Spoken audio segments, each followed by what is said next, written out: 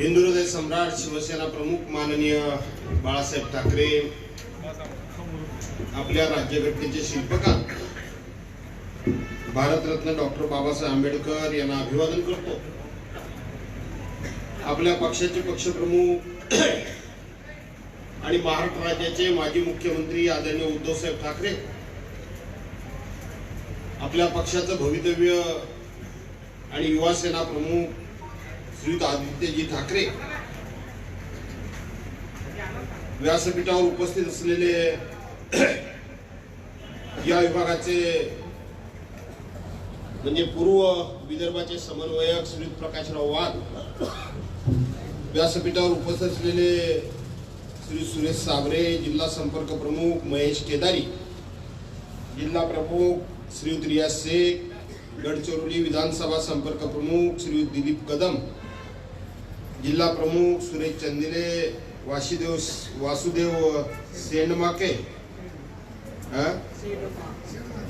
शेडमाके, सहसंपर्क प्रमुख अरविंद कात्रटवार, महिला आघाडी जिल्हा प्रमुख छायाताई कुंभारे, महिला आघाडी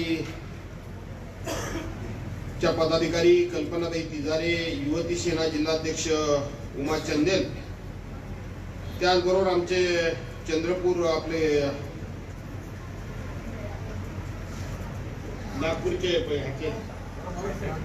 रामटेक लोकसभा मतदारसंघाचे प्रमुख, त्यांचं नाव नाही टाकले इथं, श्रीयुत बाळा राऊत, वडसा तालुका प्रमुख चंदू चावला, आरमोरी तालुका प्रमुख कडू सदारे, कुपेडा तालुका प्रमुख आशिष काळे, युवा सेना विभागीय सचिव निलेश बेलखेडे, श्रीयुत आशीर्वाद सावंत, अखिलेश काळे, आणि मला वाटतं आमचे गडचिरोलीचे सहसंपर्क प्रमुख श्री सुरेश साखरे यांचं नाव लिहिलेलं नाही, सुरेश साखरे, व्यासपीठावर आणि माजी आमदार सन्मान्य माजी मित्र सुरेश माडवी, रामकृष्ण माडवी, व्यासपीठावरची आणि व्यासपीठावरच्या समोरची सगळी प्रमुख मंडळी, पत्रकार मित्र आणि मोठ्या संख्येनं उपस्थित असलेल्या बांधवांनो, भगिनींनो आणि सहकारी मित्रांनो, फार वेळ नाही झाला, मला वाटतं एक 10-15 दिवसच झाले माझी या भागाचा संपर्क नेता म्हणून निवड झाली। आणि मग आमचे समन्वयक प्रकाशराव वाघ, मी, आमचे बाळा राऊत आणि काही मंडळींनी आम्ही चर्चा केली आणि मी त्यांना असं म्हणालो की आपल्याला जे कार्यक्षेत्र दिलेलं आहे,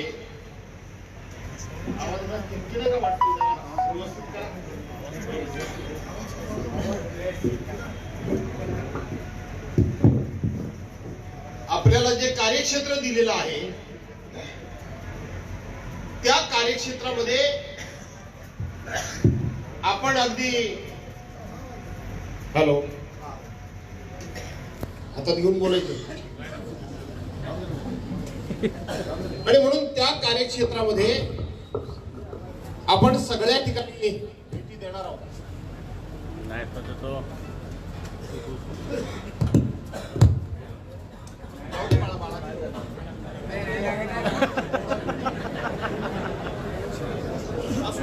असू दे बाळा, चालू कर, माझा आवाज दाबू नको, चालू कर। आणि म्हणून या सगळ्या कार्यक्षेत्रामध्ये प्रकाशराव आपण गाठीभेटी लोकांच्या घ्यायच्या असं मी ठरवलं आणि त्याची सुरुवात आम्ही परवाच्या दिवशी शुक्रवार पासून सुरुवात केलेली आहे। शुक्रवार झाला, शनिवार झाला, आज रविवार आहे, उद्या यवतमाळ होईल, परवा नागपूर शहर होईल।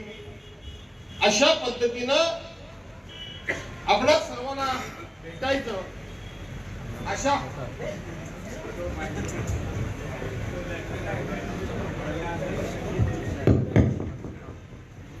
आपल्या सर्वांना भेटायचं हा प्रमुख उद्देश आम्ही घेऊन तुमच्या सर्वांच्या समोर आलोय। मी सर्वसाधारणपणे कार्यक्रम दिला होता आणि तो आमच्या प्रकाशरावांनी आपल्या सर्व सहकार्यांना तो दिला की जे जे पदाधिकारी आहेत मग ते जिल्हा तालुका पातळीवरचे असतील, ते तालुका पातळीवरचे असतील, ते बेसिकचे असतील, ते महिलांचे असतील, ते युवकचे असतील किंवा युवतीचे असतील, त्या सगळ्यांकडून मला यादी हवी आहे. आणि त्या यादीनुसार मी प्रत्येकाचं नाव घेऊन ते पदाधिकारी हजर आहेत की नाही हे मी स्वतः तपासणार आहे. एका बाजूला ते हजर आहेत की नाही याची तपासणी जशी होईल तशाच पद्धतीनं प्रत्येकाचं नाव घेऊन प्रत्येकाची समोरासमोर बसून एक प्रकारची ओळख होईल, एकमेकाचा परिचय होईल. नाहीतर सर्वसाधारणपणे आम्ही नेते असं काम करतो, एखाद्या ठिकाणी गेल्यानंतर एखादी सभा घ्यायची आणि सभा झाली की लगेच आम्हाला जायचंय म्हणून व्यासपीठावरून खाली उतरायचं आणि गाडीत बसायचं. त्यामुळं जे कार्यकर्ते प्रामाणिकपणे काम करतात, दिवस रात्र झटत असतात, त्यांना असं वाटत असतं की कधीतरी आपल्या नेत्याने आपल्याला भेटावं, आपल्याबरोबर बोलावं. जमलं तर एखाद्या नेत्यानं कमरेमध्ये हात घालायला दिल्यानंतर घालून द्यावा आणि सेल्फी काढावी.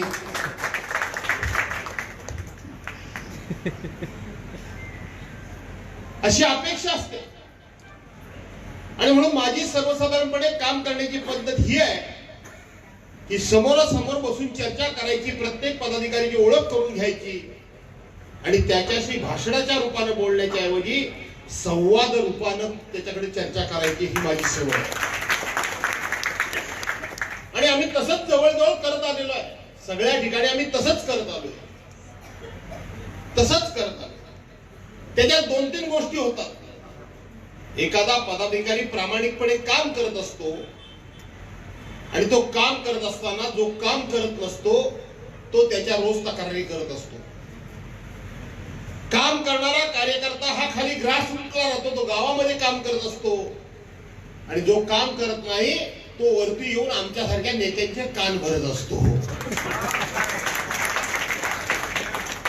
कारण त्याला तेच काम आहे, याला विचारलं हे काम आहे. हा दिवस रात्र शिवसेना प्रमुखांचा विचार, उद्धव साहेबांची ताकद आणि माझी शिवसेना कशी वाढेल याच्याकरता तो दिवसभर राबत असतो, मेहनत करत असतो. आणि मग दुसरा फक्त त्याच्या चुका काय आहेत ते शोधण्याचं काम करत असतो आणि त्या नेत्यांपर्यंत पोहोचवायच्या. आणि मग आमच्यासारखे नेते सुद्धा कधीतरी तो सांगतो आणि म्हणून तो चांगलं काम करतो याचा विचार करतात. पण मी शाखा प्रमुखापासून, उपविभागा प्रमुखापासून, तालुका प्रमुखापासून काम केलेला माणूस आहे, लक्षात ठेवा. मी डायरेक्ट आमदार आणि डायरेक्ट नेता झालो नाही. संघटनेच्या तळागाळापासून मी काम करून पुढे आलोय. त्यामुळे मला माहित आहे जो काम करतो त्याच्यात चुका होतात, जो चालतो त्यालाच ठेच लागते, जो बोलतो त्याचाच एखादा शब्द चुकीचा जातो, जो काही करतच नाही त्याच्या चुका कशा होतील. आणि म्हणून तुम्हाला मी सुरुवातीलाच ॲश्युरन्स देतो, तुम्हाला खात्री देतो की आमच्या कारकिर्दीमध्ये तुम्ही काम करत राहा. तुमच्या विरोधात जेवढ्या कोणाला तक्रारी करायच्या तेवढ्या करू द्या. त्याने आमच्याकडे तक्रारी केल्याच पाहिजेत, कारण आम्ही नेते आहोत, त्याचा तो अधिकार आहे.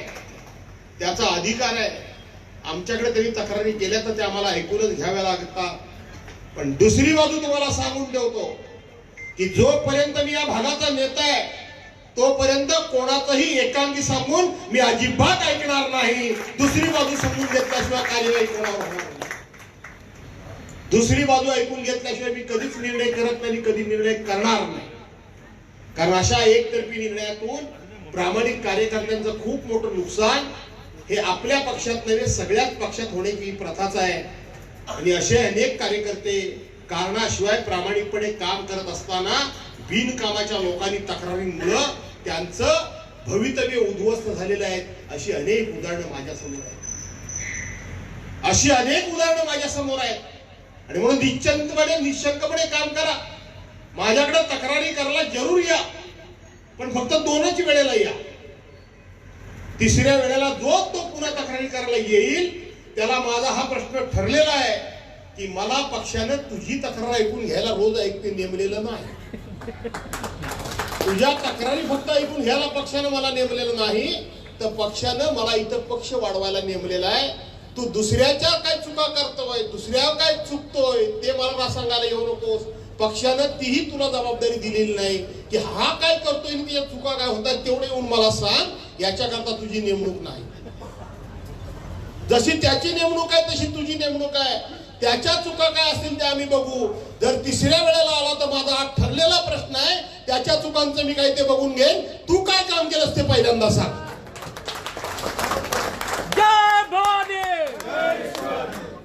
तू काय काम केलंस ते सांग. त्याच्या चुका काय त्याचं ऑडिट काढण्याचा ऑडिटर म्हणून तुला पक्षाने जबाबदारी दिलेली नाही. काय मान्य आहे तुम्हाला? बिलकुल बिलकुल. हे असे बरेच रिकाम टेकडे असतात प्रत्येक ठिकाणी. तेच महत्वाचं. त्याला काय ऑडिटर म्हणून नेमलाय काय पक्षानं? ह्याचा ऑडिट काढ, त्याचा ऑडिट काढ, त्याचा ऑडिट काढ, आणि मग त्याचं ऑडिट कसं चांगला काढतो म्हणून मी चांगला कसा कार्य करताय हे माझ्या कारकिर्दीत मित्रांनो चालणार नाही. मी आज महिला पदाधिकारी असतील, युवक असतील, युवती असतील, बेसिक असतील, तुम्हाला शब्द देतो, सत्ता कोणाचीही असू दे, कोणाचीही सत्ता असू दे, पक्षाकरता दिवस रात्र काम करणाऱ्या पाठीमाग खंबीरपणे आम्ही उभे आहोत हे सांगण्याकरता म्हणून मी या ठिकाणी आलोय. हे सांगण्याकरता म्हणून मी या ठिकाणी आलोय. आणि म्हणून जे जे कोणी पदावर आहेत त्यांनी तात्काळ कामाला लागा, तात्काळ कामाला लागा. तुम्हाला दुसरे 3 इशारे प्रेमाचे देतो, रागवू नका. आपल्याकडे सध्या जरा पदांची खैरात भारीच सुरू झाली. म्हणजे मी पण गोंधळून जातो खरं सांगायला गेलं तर. मग काय आता 3 विधानसभा मतदारसंघाला 3 जिल्हा प्रमुख, एका जिल्ह्याला 1 जिल्हा प्रमुख, ठीक आहे, हा मतदारसंघाला प्रमुख. मग विधानसभा क्षेत्र प्रमुख कोण? विधानसभा क्षेत्र प्रमुख कोण? जिल्हा प्रमुख जर मतदारसंघ वाईज झाला तर विधानसभा प्रमुख कोण? प्रकाशराव तुम्ही लक्षात घ्या, तुम्ही आम्ही व्यवस्थित करू, काय काळजी करू नका. आपण सगळे एकाच संघटनेत काम केलेले लहानपणापासून आहोत. पण विधानसभा क्षेत्र प्रमुख कोण? मग तो परत एक तालुका प्रमुख, मग दुसरा तालुका सचिव, मग दुसरा तालुका समन्वयक, मग तिसरा तालुका संघटक, आणि 14 मग सहसंघटक, आणि 5वा काय आणखी समन्वयक,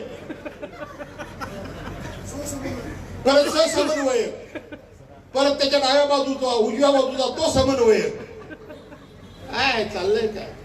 मी सगळ्या पदाधिकाऱ्यांना विनंती करतो की पूर्वी काय झालंय ते स्ट्रक्चर मला बदलायचा, काय कुठला मी भानगडीत पडणार नाही प्रकाशराव.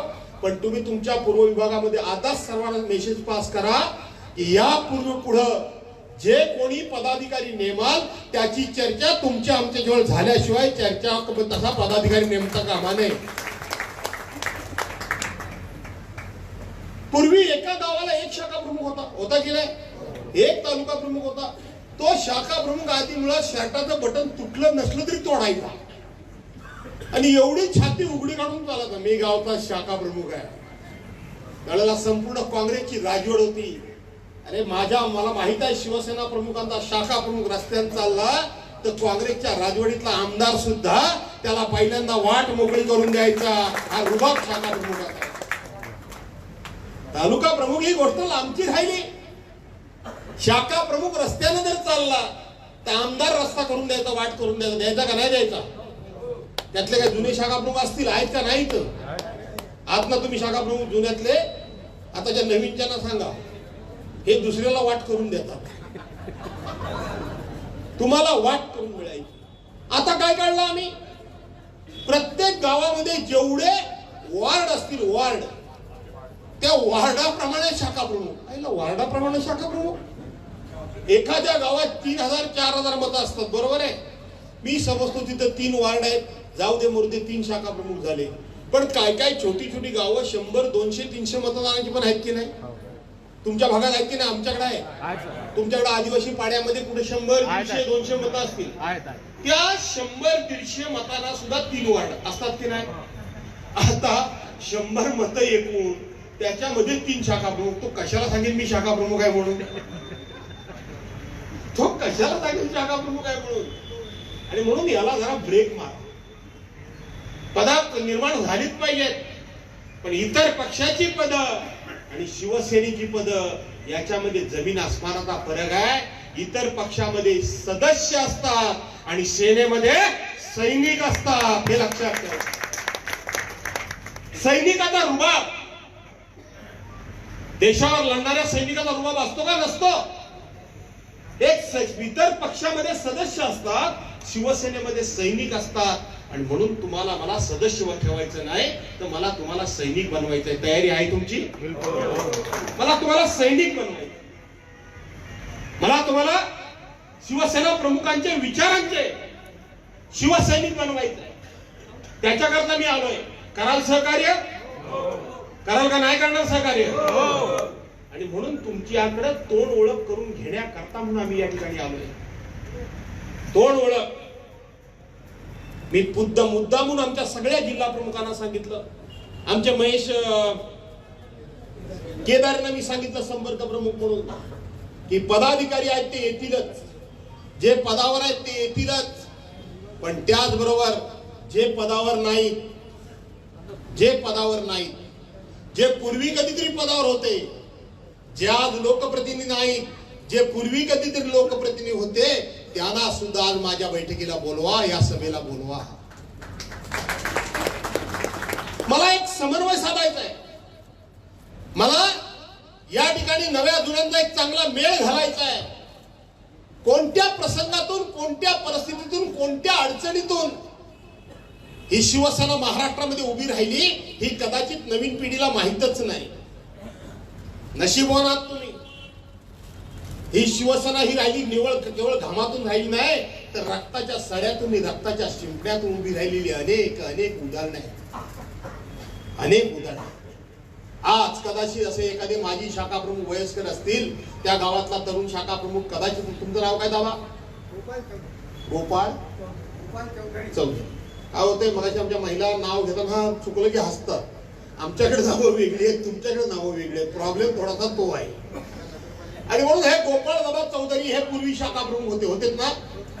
आज त्यांच्या गावातला कोण शाखा प्रमुख असतो चांगला असेल, पण तुम्ही उदाहरण सांगतो, तर जर गोपाळ चौधरी दोन गोष्टी सांगायला जर त्याला गेले, तर आज तो सांगत असेल, काय सांगतात ते गोपाळ चौधरी, काय त्यांनी केली, त्यांच्यापेक्षा मी कितीतरी आता हुशार आहे, कितीतरी शिकलेला आहे, त्यांच्यापेक्षा मी मला सगळं कळतं. का? तर मोबाईल मधलं सगळं मला वाचता येतं. असं नाहीये. आज कदाचित त्यांचं वय वाढलं असेल, आज कदाचित हा निसर्गाचा आणि पक्षाचा नियमच आहे. आजचा पदाधिकारी उद्याच असेल असं काही नाहीये. ही नित्याची बदलाची प्रक्रिया कायम चालू राहणारच आहे. परंतु आजही मला त्या नवीन शाखा प्रमुखाला सांगायचं आहे की त्यावेळेला गोपाळ चौधरींनी कधीतरी कुठेतरी पोलिसांचे 4 दंडुके खाल्ले असतील, कधीतरी कुठेतरी त्या ठिकाणी आंदोलन करताना ते भर उन्हामध्ये उपाशी राहिल्यामुळं चक्कर पण येऊन पडले असतील, कधीतरी कुठेतरी घरामध्ये जेवायला नाही, पण माझ्या शिवसैनिकाला मी उपाशी ठेवणार नाही म्हणून कमरेला अर्धी भाकरी बांधून ते आले असतील आणि त्यांनी शिवसेना वाढवली असेल. हे गोपाळ चौधरी माझ्या ओळखीचे पण नाही. आता हे म्हणतात की त्यांच्यावर 307चा कलम आहे. म्हणजे माझा अंदाज खरा आहे ना, माझा अंदाज खरा आहे ना. आज शिवसैनिक आता मला अनेक भेटतात, साहेब माझ्यावर गुन्हे दाखल झाला, साहेब माझ्यावर तक्रार दाखल झाली, साहेब कसला रे गुन्हा दाखल झाला? 151चा कलम 151. कसला रे गुन्हा तुझ्यावर दाखल झाला? 107चा. कसला गुन्हा दाखल झाला? 106, 110चा. कसला गुन्हा दाखल झाला? 103चा. बरोबर आहे. नाचता की नाही? थैतया नवीन पोरं नाचतात का नाही? तुमच्यावर गुन्हे दाखल व्हावे ह्या मताचा मी नाही. कारण सध्या कुठेही नोकरी करायची असेल तर कॅरेक्टर सर्टिफिकेट घ्यावं लागतं, आणि म्हणून गुन्हे तुमच्यावर दाखल व्हावेत हे माझं म्हणणं अजिबात नाही. पण तुमचा आक्षेप काय असतो? तुमचा म्हणजे तुमच्या गावातला नाही अनुभव सांगतो, तर तुम्ही मला रे याला कुटुंबाचं नाव वाजवत गाजवत आणलेला. तुमचा आक्षेप काय असतो की आमच्यावर 151 केस झाली, म्हणजे आम्ही पक्षाकरता केवढं मोठं योगदान दिलेलं आहे. हा तुमचा आक्षेप असतो, त्याला माझा आक्षेप आहे. मला हे तुम्हाला दाखवून द्यायचं आहे की तुमच्या अंगावर 151ची केस होताच का नव्हे का म्हणे. प्रिव्हेंटिव्ह ऍक्शन आहे, साधी केस आहे, त्यात काही मोठं विशेष नाही. 151ची केस होता कामा नये. पण तुला जर वाटत असेल की माझ्या अंगावर 151 ची केस झाली म्हणून पक्षाकरता खूप काय मोठं केलं तर गोपाळ चौधरींनी 307 ची केस अंगावर घेतले. हे मला तुला सांगायचंय, हे मला सांगायचंय. तुलनात्मक मला फरक दाखवून द्यायचा आहे आणि कार्यकर्त्यांची हिंमत मला वाढवायची आहे. मला कार्यकर्ता लढवाया तयार करायचा आहे. दादा बसा आता. मला कार्यकर्ता लढवाया तयार करायचा आहे. मला बाकीच्या पक्षापेक्षा त्या पक्षाचा सदस्य नाही तर आम्ही शिवसेनेचे देशाच्या सीमेवर लढणाऱ्या सैनिकाप्रमाणे आम्ही सैनिक आहोत. ही मला संघटना उभी करायची आहे, ही संघटना उभी करायची आहे आणि ही मला उभी करायची आहे. म्हणजे मीच मोठा शहाणा आहे असं नाही, तर जुन्या जाणत्या लोकांना ज्यांनी शिवसेना उभी केली आणि आज थोडीशी शिवसेना मागे आली आहे त्याबद्दल त्यांना वेदना होतात.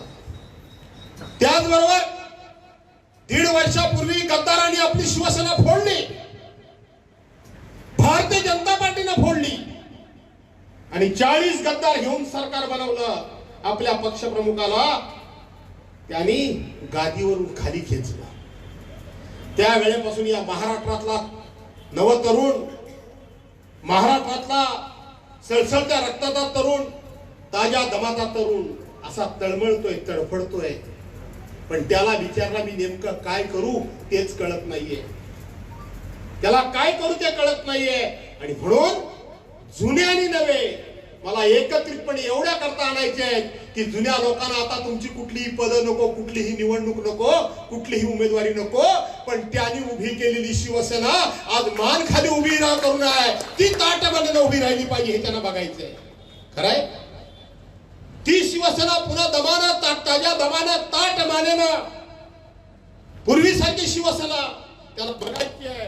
आणि म्हणून जाणत्या लोकांचं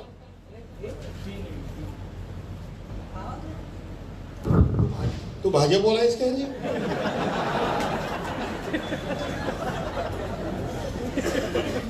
कोण आहे इथला युवा सेनेचा प्रमुख?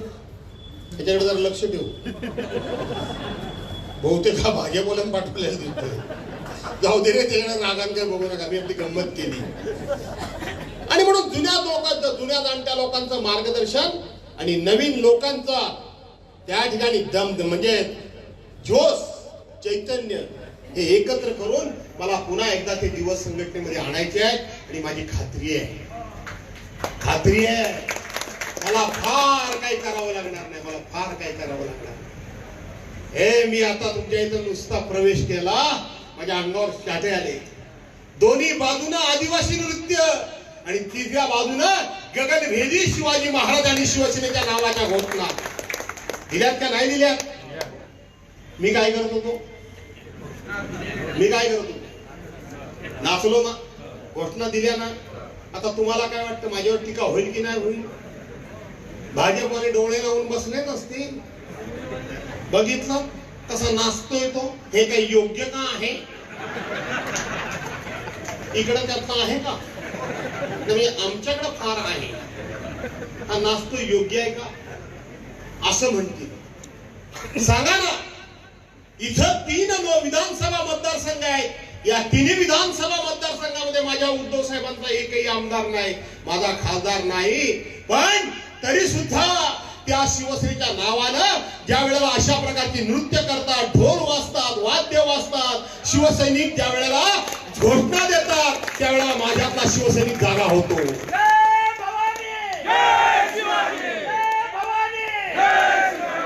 त्यावेळेला माझ्यातला शिवसैनिक जागा होतो.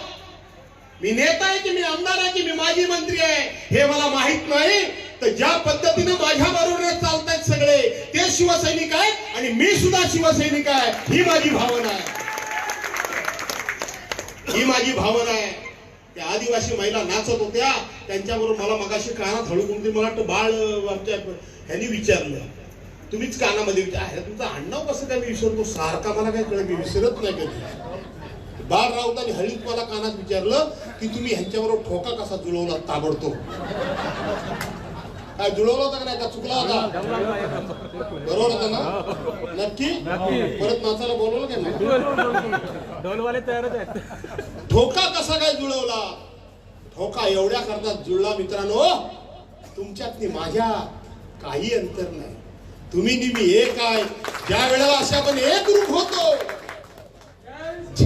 ज्या वेळेला आपण असं एकरूप होतो, एक जीव होतो, त्यावेळेला ठेका हा माझ्या गडचिरोलीतला असेल, नाही तर ज्या रत्नागिरी जिल्ह्यातून मी तिथं आलो तिथला असेल, शेवटी सगळी तुम्ही आम्ही माणसं एकच आहोत, लक्षात घ्या. आणि जगाच्या पाठीवर हा विचार एकाच नेत्यानं दिला. जगाच्या पाठीवर एकाच नेत्यानं हा विचार दिला. आज ज्या काही जातीपातीमध्ये मागण्यामध्ये लढाया चालल्यात, 50 वर्षापूर्वी एका नेत्यानं सांगितलं होतं की प्रत्येक पोटाला जात असते, पण जातीला पोट असतं, पण पोटाला जात नसते. सगळी माणसं जातीमध्ये विभागू नका, हे सांगणारा एकमेव नेता ते म्हणजे हिंदू हृदय सम्राट माननीय बाळासाहेब ठाकरे. आणि म्हणून मी रत्नागिरीतला असेल, तुम्ही गडचिरोलीतले असाल, आपण इथं येतो तो कुठला नेता म्हणून येत नाही, कुठला पदाधिकारी म्हणून येत नाही, कुठल्या जातीचा येत नाही, कुठल्या पातीचा येत नाही, तर ज्याच्या खांद्यावर मी ज्याच्या हातावर भगवा दिसला की ती आपली दोघांची एक जात, त्यामुळे पावलं एकच साथ पडतात. म्हणून ती पावलं एकरूपपणे पडतात, न चुकता पडतात. फार नाही मला बघावं लागलं, मी 2-3 मिनिटच फक्त बघितलं ते का. तुम्ही असं नाही म्हटलं तुमच्याकडची एखादी चाल शिकवा म्हणून, शिकवली. भास्कर जाधव साहेब यांचा भास्कर जाधव साहेब यांचा. आणि म्हणून मला पुन्हा पुढे यायचंय. येऊ ना पण नंतर मोठी सभा करायची, आपण करायची काय. आता राहिलं नाही. मंत्री बनवण्याच्या पूर्वी येणार, 1 वेळा नाही, 2 वेळा नाही, 3 वेळा नाही, 4 वेळा येणार. आता मगाशी रामकृष्ण मडावी माजी आमदार जे बोलत होते, त्यांचे शब्द तुमच्या कानामध्ये साठले होते की नाही मला माहित नाही. शब्द तुमच्या कानामध्ये साठले होते की नाही माहित नाही. त्यांनी नंतर माझ्या कानामध्ये येऊन हळूच सांगितलं की 1990 साली सुद्धा शिवसेनेचा आमदार इथं उभा राहिला होता आणि फक्त 1200 मतांनी पडला होता. याचा अर्थ काय? याचा अर्थ हेच आहे की 1990 साली महाराष्ट्राच्या बाहेर पहिल्यांदा शिवसेनेनं निवडणूक लढवली, त्यावेळेला पहिला कौल जर कोणी दिला असेल तर तो माझ्या गडचिरोली जिल्ह्यानं दिलेला आहे. त्यावेळेला 1200 मतांना ते पराभूत झाले. आणि 1995 साली रामकृष्ण मडावीना, डॉक्टर रामकृष्ण मडावीना इथल्या जनतेनं निवडून दिलं, आरमोरी मतदारसंघात ना, बरोबर आहे ना.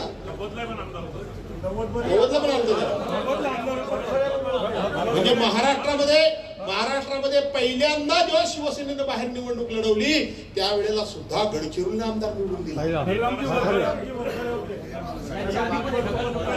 तेव्हा भाजपचा दिला होता का? तेव्हा ह्या जिल्ह्यात एखादा तरी भाजपचा दिला होता का? आजूबाजूच्या जिल्ह्यात तरी. माझा भाषणाचा मुद्दा वेगळा आहे, 2 मिनिटं बाळानो. ह्या जिल्ह्यात भाजपचा आला होता काय? पलीकडच्या जिल्ह्यात आला होता काय? त्याच्या पलीकडच्या जिल्ह्यात आला होता काय? पुऱ्या यामध्ये विदर्भामध्ये 4-2 आमदार सुद्धा भाजपाचे आले नव्हते. आज शिवसैनिक म्हणून तुम्हाला साथ घालायला आलोय. तुमच्या पक्षप्रमुखाला विश्वासघात करून सत्तेवरून खाली घेतलं. कधी घेतलं तुम्हाला माहित आहे? ऐन कोरोनाच्या संकटामध्ये उद्धव साहेबांच्या तब्येतीनं उद्धव साहेबांना कोरोनाचं संकट जाता तब्येतीनं घात केला आणि उद्धव साहेबांचं खूप मोठं ऑपरेशन करावं लागलं. खूप मोठं उद्धव साहेबांची शस्त्रक्रिया करावी लागली. उद्धव साहेब एकदा बोलताना सांगतात की त्या 84 तासामध्ये माझ्या अंगावर बसलेली माशी सुद्धा मला कळत नव्हती. त्याचा अर्थ काय आहे? त्याचा अर्थ खूप गंभीर आहे. 84 तासामध्ये माझ्या अंगावर बसलेली मित्रा माशी सुद्धा मला कळत नव्हती. याचा अर्थ उद्धव साहेबांना कोणत्याही प्रकारचं सेन्सेशन नव्हतं. हे भारतीय जनता पार्टीचे लोक आणि हे फुटून गेलेले गद्दार तीच वाट बघत होते की आता उद्धव साहेब काय पुन्हा उठणार नाही आणि आपली सत्ता येईल. पण आई जगदंबेची कृपा, हिंदू हृदय सम्राट शिवसेना प्रमुख मान्य बाळासाहेब ठाकरे स्वर्गीय मासाहेब यांचे आशीर्वाद, 84 तासानंतर माझा नेता उठला, जागा झाला. आज महाराष्ट्रामध्ये माझा नेता फिरतोय. गंभीर विषय, तुझ्या बाळा डोळ्यात पाणी आलं तर खरंच आहे. मी डायरेक्ट सांगू शकत नाही कोणत्या अवस्थेमध्ये होते उद्धव साहेब, त्याचा अर्थ तुम्हीच लावा काय लावायचा तो. पण आई जगदंबेच्या कृपेनं पुन्हा नेता आपला उभा राहिला. आणि त्याच वेळेला ह्यांना कळून चुकलं की आता नेता ज्या अर्थी शुद्धीवर आला, नेता ज्या वेळेला जागा झाला, आता हा नेता उभा राहिला तर पुन्हा आपल्याला काही दाद देणार नाही. आणि त्याच वेळेला भारतीय जनता पार्टीनं आपला पक्ष फोडला. कदाचित आज शिवसेनेमध्ये ही बाजू सगळी मांडताना तुमच्यापर्यंत शेवटपर्यंत महिला भगिनींपर्यंत हा विषय पोहोचत नाहीये. आता हा जागा झाला, आता हा शुद्धीत नेता आला, आता हा आपल्याला दाद देणार नाही. आणि म्हणून आता शुद्धीत आलाय, आता चालू शकत नाही. त्याच वेळेला याचा पक्ष फोडावा आणि यांचा पक्ष संपवावा. म्हणून ज्या 35 वर्ष ज्या मित्राबरोबर आम्ही निवडणूक दोस्ती केली, ज्या पक्षाबरोबर, त्याच पक्षानं माता भगिनीनो विश्वासघात केलाय आपला. मी तुम्हाला एवढ्याच करता विचारलं, या तुमच्या भागामध्ये काल परवा पण म्हणजे 1990 साली शिवसेनेचा आमदार होता, 95 साली शिवसेनेचा आमदार होता आणि सर्व दूर यांचा एकही आमदार नव्हता. काय ठरलं होतं? काय वेळ होतोय काय जायला? माझं भाषण लांबलंय का? तर काय शिवसेना भाजपाची युती होताना काय ठरलं होतं? हे ठरलं होतं की महाराष्ट्रामध्ये शिवसेना मोठा भाऊ आणि केंद्रामध्ये भाजपा मोठा भाऊ. हिंदुत्ववादी विचारांचा पंतप्रधान बसावा हे स्वप्न हे शिवसेना प्रमुख माननीय बाळासाहेब ठाकरेंचं होतं. आणि ते स्वप्न पूर्ण करण्याकरता म्हणून अनेक शिवसैनिकांनी आपल्या संसाराची राख रांगोळी केली, आपल्या संसारावर तुळशीपत्र सोडलं, पोलिसांचे अनेकांनी मार खाल्ले, अनेकांनी जेलमध्ये गेले, अनेकांनी डोकी फोडून घेतली. हे दिल्लीच्या तख्तावर गेले आणि दिल्लीच्या तख्तावर हे गेले. त्याच वेळेला ह्याने शिवसेना संपवण्याकरता पहिला घाव जर कोणी घातला असेल सत्तेवर गेल्याबरोबर तर तो भाजपनं पहिला शिवसेनेवर घातला, काँग्रेस किंवा राष्ट्रवादीवर नाही घातला. तो शिवसेना भाजपावर घातला. आज इथले 2 आमदार भाजपचे, तिसरा हा राष्ट्रवादीचा बंधू अजित पवार गटाबरोबर गेलाय आणि पवार साहेब आपल्या बरोबर आहेत. चला काँग्रेस आमच्या राष्ट्रवादी पदाधिकाऱ्यांचं नाव घ्यायचं राहिलं. काय नाव तुमचं? चला पवार साहेब गट, शिवसेना आणि काँग्रेस गट एक होऊ आणि हे तिन्ही जागा आपण पुन्हा निवडून आणू आणि त्या आपल्याकरता आणू. यातल्या 2 जागा तर एकदम क्लिअर आहेत. तिसरी बघू. पवार साहेबांना पण विनंती मी करीन, तुमच्याकडे नसेल चांगलं तर माझ्याकडे देतो एखादा टोकल्या हिंगाचा.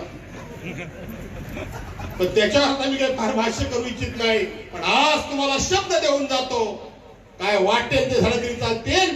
या 2 जागा गडचिरोली आणि आरमोरी अशाच आहेत ना.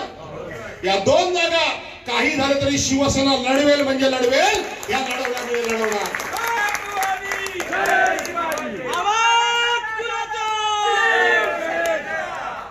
या 2 जागा लढवायच्या आहेत. पण लढवायच्यात का फक्त लढवायचं का निवडून यायचं आहे? बरोबर आहे ना? जिंकायच्या ना. आणि जिंकण्याकरता काय लागतं? कार्यकर्त्याची मेहनत. जिंकण्याकरता काय लागतं? जिंकण्याकरता फक्त ध्येय लागतं. जिंकण्याकरता फक्त उद्दिष्ट लागतं. ध्येय हे आहे 2 जागा जिंकायच्या आणि उद्दिष्ट आहे भाजपाला आडवा करायचा. आडवा करायचा आणि ते करावं याकरता म्हणून सगळ्या पदाधिकाऱ्यांना सगळ्यांना विनंती करतो, कमीत कमी पद घ्या आणि जास्तीत जास्त काम करा. बरोबर आहे का रे भाऊ? जो ओळख करून देतो तो मी हा पदाधिकारी, तो पदाधिकारी, तो पदाधिकारी, तो. अरे मग सामान्य माणूस कुठं आहे? तुम्ही तुमच्यात जर ओळखी जर आम्हाला करून द्यायला तर सामान्य माणूस कुठं आहे? आणि म्हणून पदाधिकाऱ्यांचा मान राखून मी सांगतो, आम्ही कायम सामान्य माणसाच्या बरोबर आहोत. एवढं मी तुम्हाला सांगतो, सामान्य माणसाच्या बरोबर आम्ही आहोत. आणि म्हणून आपापसात काही जर मतभेद असतील तर ते दूर करा. कुठेही मतभेद ठेवू नका. सर्वांनी एक विचाराने एका ध्येयानं या ठिकाणी इथं कोणत्याही परिस्थितीमध्ये इंडिया आघाडीचं वर्चस्व प्रस्थापित करायचं आहे, आमदार आपण निवडून आणायचे आहेत. याकरता म्हणून आम्ही दिवस रात्र येणार आहोत. आज मी तुम्हाला सांगतो, मी एवढा येऊन भागणार नाही. सगळ्यांचे चेहरे माझ्या लक्षात आलेले आहेत. कोण गॉगल लावून नुसताच उड्या मारतोय, कोण माझ्या कमरेत हात घालायला बघतोय, कोण सेल्फी काढतोय, कोण पुढे फोटो काढायला धावतोय. त्या सगळ्यांचा नंतर मी आढावा घेईन. जेवढा गॉगल लावलास तेवढा कामं किती केली विचार मी पहिलंच सांगतो तुम्हाला. लावायला काय माझा विरोध नाही, कारण असे म्हणजे चांगलं असतं जरा गॉगल बिगल लावून जरा आता टकाटक घातला की बरं असतं. पण चमकोगिरी नको, कामा करता. पण तसे तुमच्याकडे कोण नाहीत, आमच्याकडेच जास्त आहेत, तुमच्याकडे नाही कोण. आमच्याकडे असे काही लोक असतात, तुमच्याकडे लोक कोण नाहीत. मला माहित आहे अडचणीच्या काळामध्ये तुम्ही काम करताय. आमच्या संपर्क प्रमुखांचं या ठिकाणी महेश केदारींचा आग्रह आहे की इथं जो प्रकल्प आहे सुजागड लोह खनिज प्रकल्प, इथं काय लोकांची मक्तेदारी आहे, वसुली आहे, आणि आमच्या शिवसैनिकांना किंमत कोण देत नाही असं म्हणतात. खरं आहे काय? बघू काय ह्यांच्याकडे जरा. याला शिवसेनेला दुर्लक्ष करून कुठले कोण कोण वसुली कोण आहेत ते वसुलीदार मोठे मोठे होल्डिंग लावतात ते काय? त्या अख्ख्या नागपुरात सगळं होल्डिंग लावतात तेच काय? ते इथल्याच वसुलीचे आहेत काय? आमचं लक्ष आहे इकडे वसुली करायची आणि तिकडे होर्डिंग लावायची. प्रकाशराव त्यांना होर्डिंगवरच ठेवूया ना, त्यांना होर्डिंगवरच ठेवूया. पुढच्या वेळेला म्हणजे आतापासून आहेत मी तुमच्या पाठीमाग. एकदा येतो त्या कंपनीला दणका देऊन टाकूया. या आहे काय नाही यायचं काय दणदणीत दणका देऊन टाकू कंपनीला. पण आता दिवस जास्त नाही, त्यांचे दिवस भरत आलेत ना. तर कोण आहे लोकसभेचा खासदार? नेते काही काम ना करते ते नेते, फक्त निवडणुकीला येते ते नेते. बरोबर आहे ना? फक्त निवडणुकीला येते ना. 15 लाख रुपये घेऊन आले काय? त्यांना आता आल्यानंतर विचारा काय सांगितलं होतं देशाच्या पंतप्रधानांनी काला.